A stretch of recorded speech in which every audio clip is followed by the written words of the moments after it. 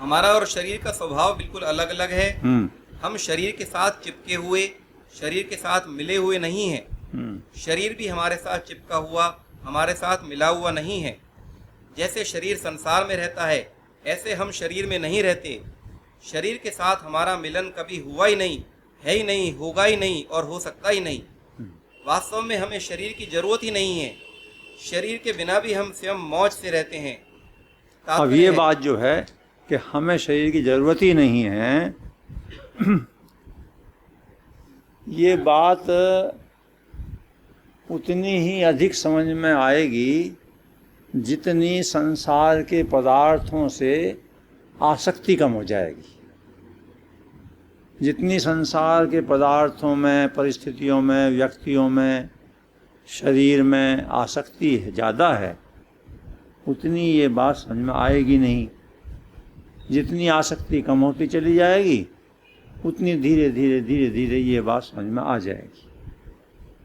इसमें ये बात, हाँ, शरीर के बिना भी हम स्वयं मौज से रहते हैं। अब ये जो है ना, शरीर के बिना भी, तो ये नहीं समझ में आ गया आसानी से कि भाई शरीर के बिना मौज से कैसे रहते हैं।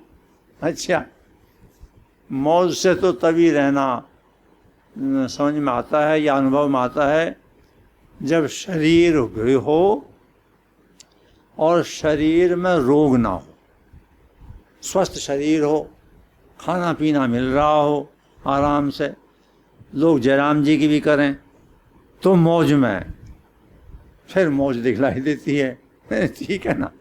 अच्छा, इसमें कुछ गड़बड़ी आ गई तो मौज ख़त्म होने लगती है। और ये यूँ कहते हैं कि शरीर के बिना भी मौज में रहते हैं।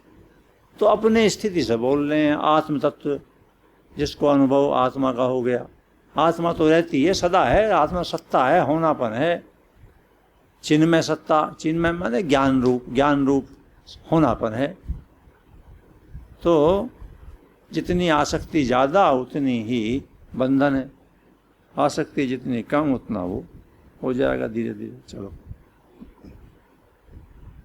तात्पर्य है कि शरीर के न रहने पर हमारा कुछ भी नहीं बिगड़ता। अब तक हम और दिखलाई ये देवे, हाँ, कि शरीर के न रहने पर कुछ रहने का ही नहीं। ये यूँ कह रहे हैं कि शरीर के न रहने पर हमारा कुछ नहीं बिगड़ता।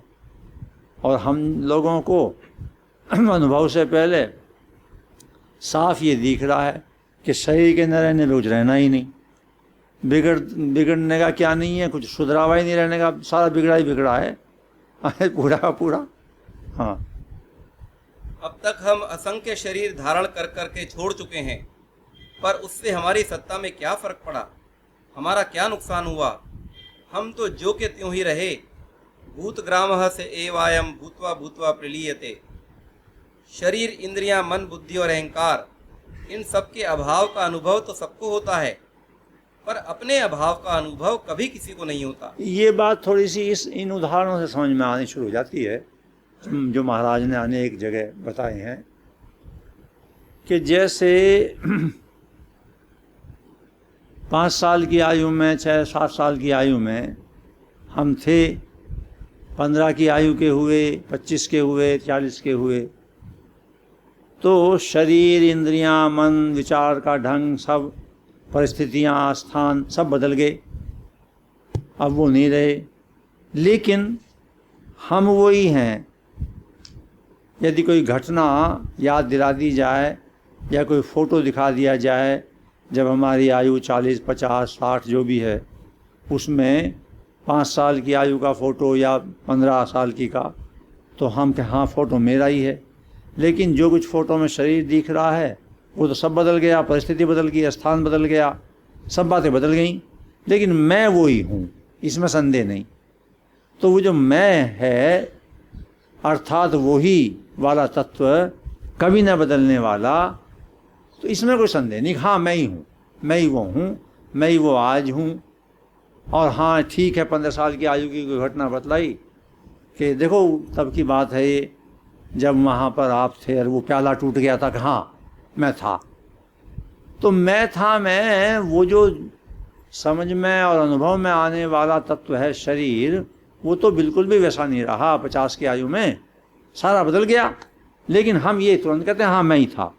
तो वो मैं क्या था? वो ही था तत्व, आत्म तत्व। इससे ये बात समझ में आती है कि एक सा ही रहता है, वो कुछ बदलता नहीं। तभी तो मैं कह रहा हूँ 5 में, 15 में, 20 में मैं वही था। अच्छा, दूसरी बात ये है, ऐसी बातें उस तरह से सहायता करती हैं ले जाने में। जैसे दूसरी बात ये है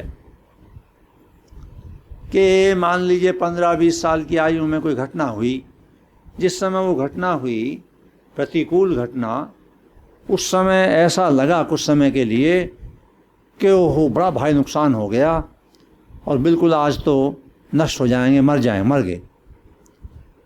परिस्थिति बदल गई और 2 साल 4 साल बाद याद दिलाई वो घटना, तो अब उस घटना की कोई इतना महत्व नहीं रहा। हाँ भाई था तो मुसीबत का समय। 10 साल और बीते, वो हाँ कहना ये तो होता ही रहता है, चलता रहता, कोई ख़ास बात नहीं। अच्छा, और 10-5 साल बीत गए तो फिर ये भी कि नहीं वो तो बहुत अच्छा हुआ था, वो तो जैसा हुआ हमारी गलती थी कि हमने वो अपने प्रतिकूल समझ लिया। वास्तव में तो उस घटना के परिणाम बहुत ही लाभकारी रहे, अब पता चला है, उससे तो बड़ा लाभ रहा। तो इससे ये हुआ कि हमारा कुछ बनता बिगड़ता है नहीं, दिमाग की खोपड़ी की ही उछल कूद है बस, ये सारी की सारी, कुछ नहीं बनता बिगड़ता। और जैसे जैसे वो अनुकूलता प्रतिकूलता सामने आती है, वैसे वैसे तुरंत ये जो मन है ये वैसी वैसी व्याख्या करके अपने साथ में जो हमारा वो तत्व है उसके ऊपर शासन करके, उसे अपने वश में करके, विवेक को, ज्ञान तत्व को या ज्ञान तत्व को अपना गुलाम बना करके और साथ में रुलाता हंसाता रहता है।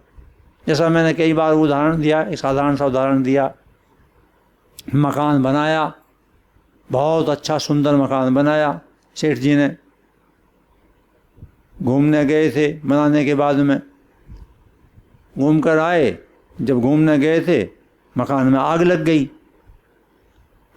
गई। सेठ जी ने देखा आग लग गई, लोग बुझा रहे हैं, हाय तो वाह, सेठ जी अरे भाई मर गए, नाश हो गया सारा, आग में कूदने को तैयार, हाय तो भाई कर, बिल्कुल कूदने को तैयार, और मुसीबत ये करे, लड़का आ गया तुरंत, उसने कान में कहा पिताजी ज़्यादा जरा ठहरो। हाँ, कहने लगे भैया ने, दूसरे भाई ने ये तो बेच दिया।